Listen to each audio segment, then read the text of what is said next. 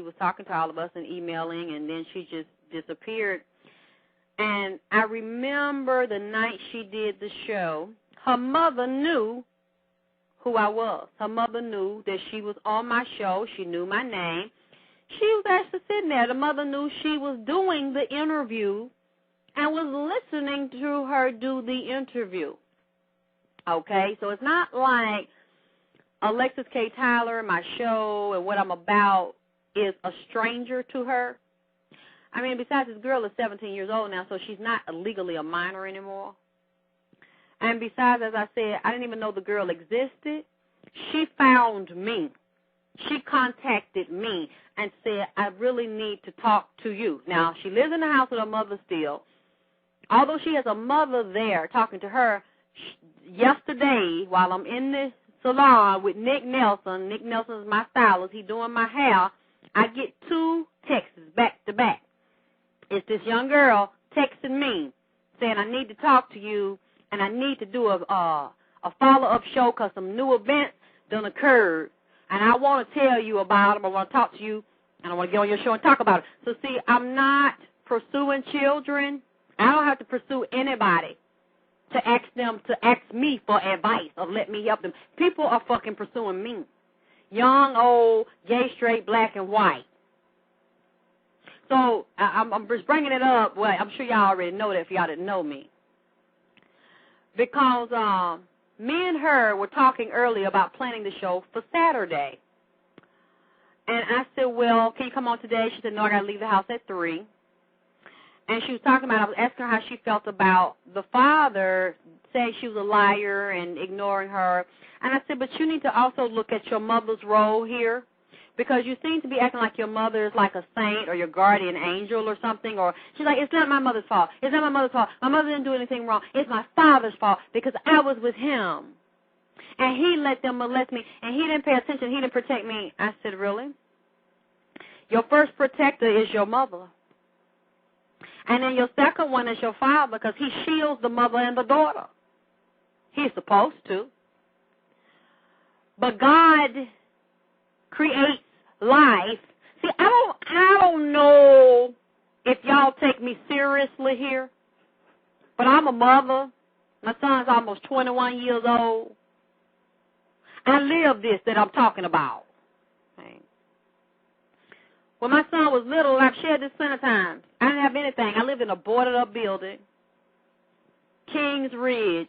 It used to be Kings Ridge. It ain't there no more. By Greenbrier Mall. And at one point, Kings Ridge was real nice because white folks lived out there. Beautiful complex.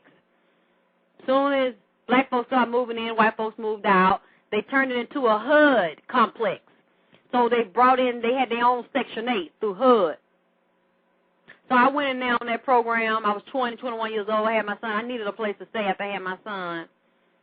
When I lived there in the back of the building, which I'll get into more of the details of my book, it was maybe 16 to 20 units. It was a 2-story building.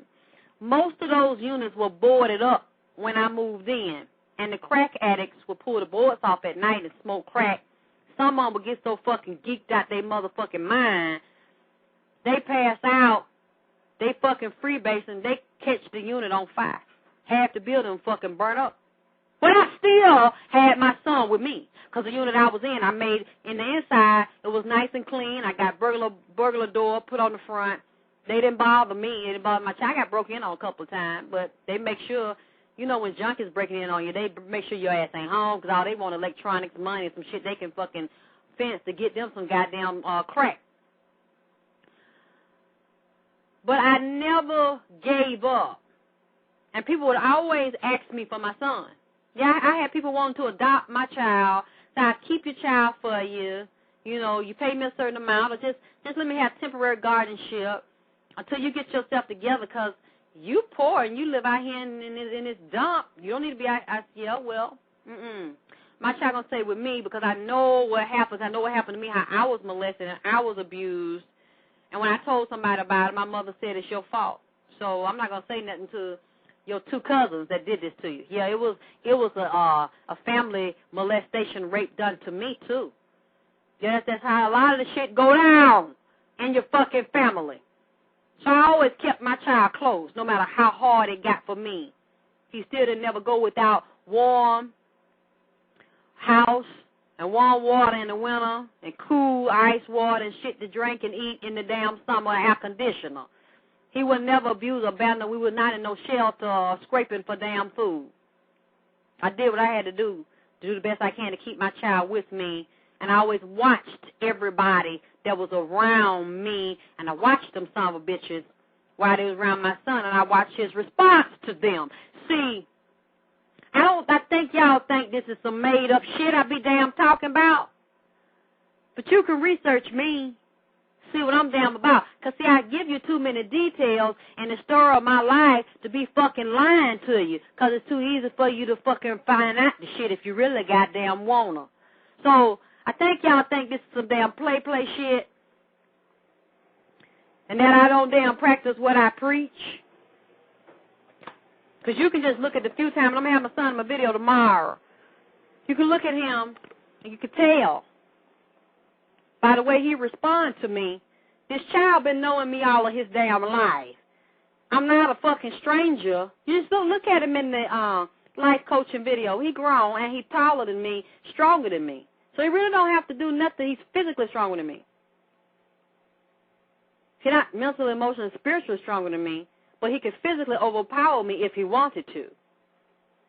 And you notice his demeanor standing beside me, how my son responds to me. You can tell that my son has known me for a very long time. See, I'm going to tell you something. Some women are such fucking whores, and they disrespect their goddamn children. All you got to do is when you have the mama and the child in the same goddamn room, watch how the child respond to and feed off of the energy of the mother. Or will totally disrespect and ignore the mother. Now, the mother will be like, oh, I don't know why this child doing this, why this child talk to me like that, and don't respect me, won't do nothing I damn say. Now, it doesn't always mean the mother has abused the child, but a lot of times mothers are too lenient to their children. They let their children disrespect them and walk all over them. And then a lot of times the children are angry when they get grown. They don't respect the children because they feel like they were ignored and abandoned. So they just say all kind of flip shit out their mouth to them. See, that's why people used to say, oh, my God, how can you, Alexyss, your mother's sitting right there beside you, and, oh, you just say all those kinds of things. You don't fucking know her like I do. I was never allowed to say the goddamn shit I say. Now, I couldn't talk. I was told I was a dumb, stupid motherfucker, and that children is seen and not goddamn heard. So I couldn't say shit when I was around this motherfucker. She might slap me in my face or threaten to burn me in the face, any goddamn thing, and she run all over me, abuse me.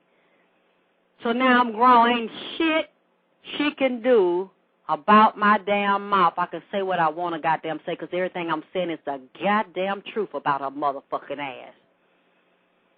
And I'm telling the truth about the other shit I'm damn saying, even though folks say I'm not and I'm fucking slightly crazy. Yeah, they done turned me fucking crazy with all these goddamn lies, so now I'm crazy with the fucking truth. And don't care how you take this shit neither. So you can tell. Even when a woman will say, no, I don't know why my child do that, say that, look at the energy exchange between the child and the mother, and that will tell you a lot about how this mother's interacting with this child or not interacting behind the closed doors, or if the mother is even around the goddamn child. You know, my son took me over his friend's house, I think it was earlier this year or last year. This girl he was dating, her sister, lived up the street. Her sister was pregnant. And the sister had 2 little children already. One of them was 2 years old. And I think the other one was maybe 1 or 2. They were step children. Then she had one in her stomach.